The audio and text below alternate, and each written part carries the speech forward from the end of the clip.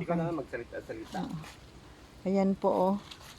Nilalagay po ng aking asawa. Medyo mahirap po. Gawa nung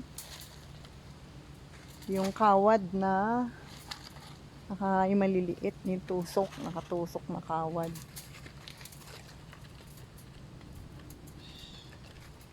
Ang kaganda lang po din ay may mga puno doon sa gilid.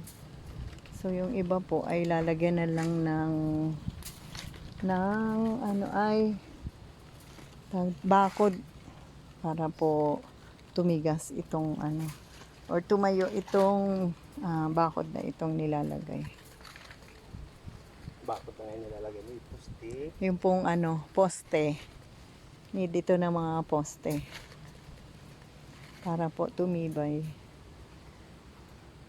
Hanggang dito lang muna mama. Oo. Kasi President. O, ganyan lang muna. So, medyo mahirap nga po maglagay. Sabi mo, matigil muna po si Katri. Matigil muna po kami dahil may kausap si ay lakad ulit. Ayan na po. Ay, sabihin mo. Ay, ito po oh. Hanggang doon po muna ito sa puno na ari po oh. At may lakad po si Katribo. May kausap po. Ayan, dito po muna. Sa fig tree. Ito po ay fig tree oh. Tibig. Ang daming bunga. Ayan po oh. Fig tree.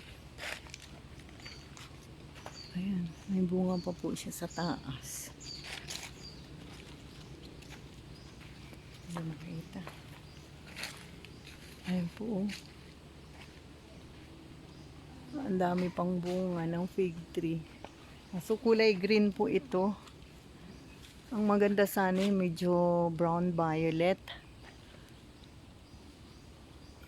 Ayan, fig tree. Uy.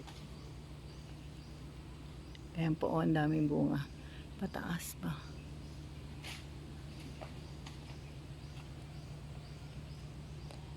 Ayan po si Katribo.